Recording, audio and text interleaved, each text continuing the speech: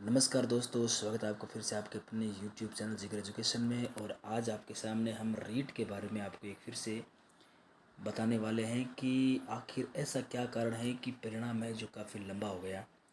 और उसके साथ ही हम हिंदी जो विषय हैं उसके बारे में कुछ नए आपके सामने खुलासे करने वाले हैं। उससे पहले 3-4 बातें मैं आपको बताना चाहूँगा कि ना तो सरकार की मंशा है कि वो 60,000 करीब पद करे। हाँ, ये ज़रूर है कि सरकार इन दिनों आने वाले दिनों में रेट जो थर्ड ग्रेड है उसकी पात्रता और साथ में मुख्य परीक्षा की जो विज्ञप्ति है वो जारी कर सकता है। और साथ में आपको आरपीएससी के द्वारा भी अनेक प्रकार की जो विज्ञप्तियाँ हैं वो भी आपको देखने को मिलेंगी। उनकी परीक्षा अक्टूबर नवंबर में रहेंगी। लेकिन हिंदी विषय के रूप में लेवल 2 का आज हम छोटा सा एनालाइज आपके सामने कर रहे हैं। सबसे पहले आपको बताऊं कि हिंदी जो विषय हैं अपने रीट मुख्य परीक्षा के अंदर, वो उससे पहले मैं बताना चाहूँगा कि इस बार रीट लेवल 1 हो या 2 हो, सरकार ने एग्ज़ाम तो करवा दिया, लेकिन एग्ज़ाम करवाने के बाद में निश्चित तारीख पर परिणाम जारी नहीं किया है, जिसके चलते काफ़ी अभ्यर्थियों में विरोध की संभावना है। अभ्यर्थी विरोध क्यों नहीं करे? क्योंकि वो पिछले लंबे समय से तैयारी कर रहे हैं। अब उनको रिजल्ट निकालने के लिए किस प्रकार से मशक्क़त करनी पड़ रही है, उसके लिए उनके सामने समस्या आ रही है। तो ये भी अपने आप में बहुत बड़ी बात है। हिंदी विषय के अंदर मेरिट कितनी ले सकती हैं? अगर देखेंगे तो चयन बोर्ड की एक विशेषता है कि डाउट वाले प्रश्न को सीधा क्या करती है, डिलीट करती है। ये एक विशेषता है।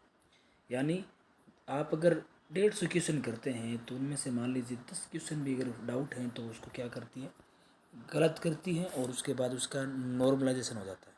तो देखते हैं इस बार अपनी जो रीट जो मुख्य परीक्षा है लेवल 2 हिंदी विषय के क्या आंकड़े रहते हैं।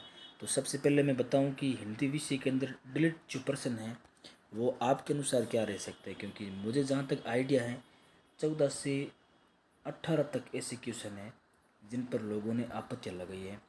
और इतने क्वेश्चन अगर डिलीट होते हैं तो उसके बाद में मुख्य जो कट ऑफ है वो क्या रहती है एग्ज़ाम में रिजल्ट आने के बाद में, उसके बारे में आज हम बात करने वाले हैं। यानी इतने प्रश्न अगर सही होते हैं तो इस बार होगा पक्का सिलेक्शन। कितने? यानी आपके सामने मैं बताऊंगा कि ऐसे कितने प्रश्न आपके सही होने चाहिए, मतलब इन 16 से 20 प्रश्नों पर जो आपत्ति आई है उनको हटा के, कि आप एकदम सेफ जोन में आ सकते हैं। और आप, क्योंकि 16 से 20 प्रश्नों पर आपत्तियाँ हम ऐसे मान रहे हैं कि प्रत्येक कोई क्वेश्चन डिलीट होता नहीं है। बोर्ड इसकी गहराई तक जाकर अपने पैनल के माध्यम से पूरी बारीकी से जांच करवा रही है कि ऐसा तो नहीं है ना कि जो डिलीट कर रहे हैं कहीं वो सही प्रमाणिक हो। इसीलिए समय लग रहा है, इसको भी आपको समझना चाहिए ताकि आपको किसी प्रकार से, वरना अगर आप मान लीजिए हाई कोर्ट में इसकी रिट लगाते हैं तो प्रति लटक जाएगी। इसीलिए बोर्ड इसके पर फूंक फूंक कर कदम रख रही है। तो अगर इतने प्रश्नों पर आपत्ति आती है तो क्या संभावना रहती है?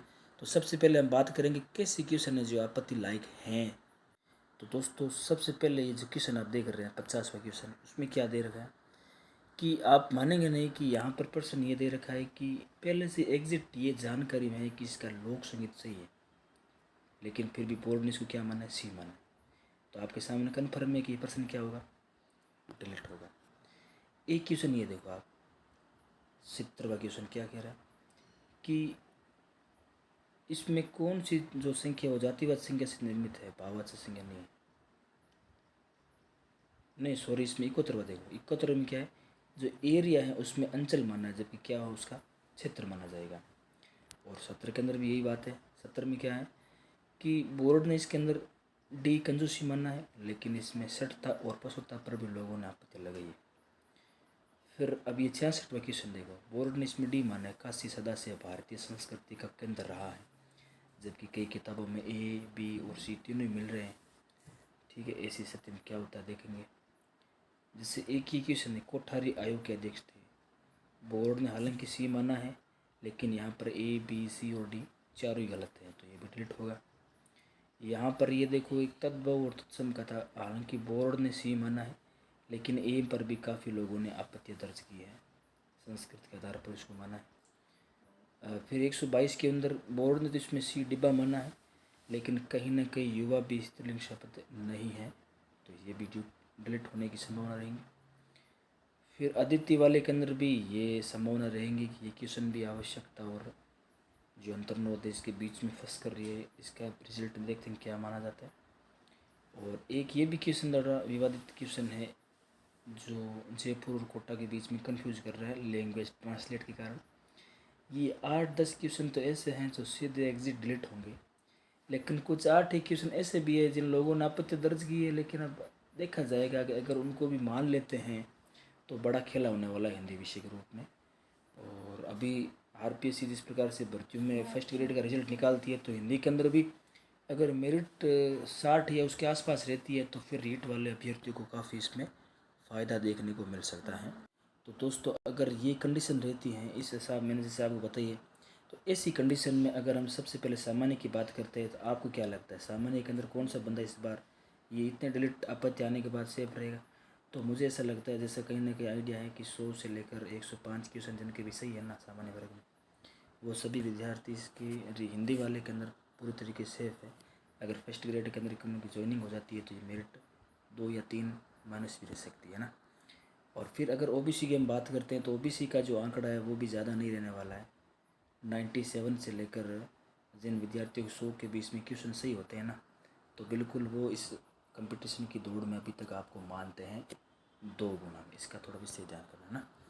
फिर अगला जो अपने यहाँ पर है, ये जो EWS है, ये EWS जो हैं लगभग 96 अबव, यानी 96 तक वाला तो सेफ है ही, उसके ऊपर वाला तो ठीक है ही, लेकिन 96 तक उनके कम से कम सही होना चाहिए, ज़्यादा उसमें डिफरेंट नहीं रहेंगे ओबीसी और उसमें।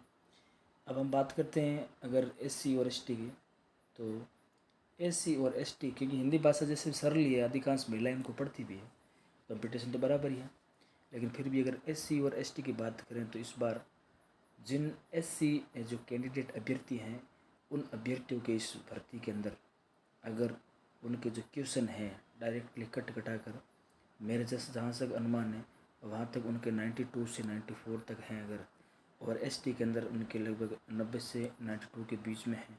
क्योंकि ये आप इसको कम मत मानना, क्योंकि ये अपना भी बहुत बड़ी क्वेश्चन है, तो वो दोनों इसमें सेफ जोन में रह सकते हैं, ठीक है। और फिर अगर हम एमबीसी की बात करें तो आप देख सकते हैं कि एमबीसी जो है वो ये अपने जो EWS है और ओबीसी उसके बीच का जो पार्ट है लगभग वहीं इसकी कंडीशन रहेंगी, यानी 54+ वाले जितने भी एमबीसी वाले हैं वो भी इसमें क्वालिफाई रहेंगे। हॉरिजेंटल के अंदर अगर बात करें तो हॉरिजेंटल में जिन अभ्यर्थियों के 80+ रहेंगे ना परसेंट सही, तो वो सभी उसमें क्या है क्वालिफाई है। तो दोस्तों, पिछले कई दिनों से आपने रीट के अंदर काफ़ी लंबे समय से आपने देखा होगा यूट्यूब पर भरे पड़े हैं कट ऑफ दिखाने के लिए। हालांकि मेरा भी इरादा नहीं है कि आपको कट ऑफ दिखाऊं, लेकिन कहीं ना कहीं हम ये पीड़ महसूस कर रहे हैं कि कोई भी कार्य तेज़ गति से और निर्धारित समय पर क्यों नहीं होता है, इसलिए हम बार बार इस चीज़ों को कर रहे हैं। हालांकि मैंने टेलीग्राम के माध्यम से ये देखा था और मुझे फिर लगा कि एक बार निराश युवाओं को एक वीडियो देखकर कट ऑफ के बारे में बताना चाहिए, क्योंकि ये ऐसे ऐसे अभ्यर्थी है जो फर्स्ट ग्रेड का रिजल्ट आ रहा है तो उसके बाद में ये हिंदी की जो लेवल 2 की कट ऑफ है वो क्या है वापस अलग अलग उसके आइडिया आ रहे हैं। तो अगर आपको अच्छा लगा तो आप इसमें कमेंट कर से लाइव भी करना, और कोई भी डाउट है तो आप इसमें कमेंट करके मुझे बताना ज़रूर। धन्यवाद।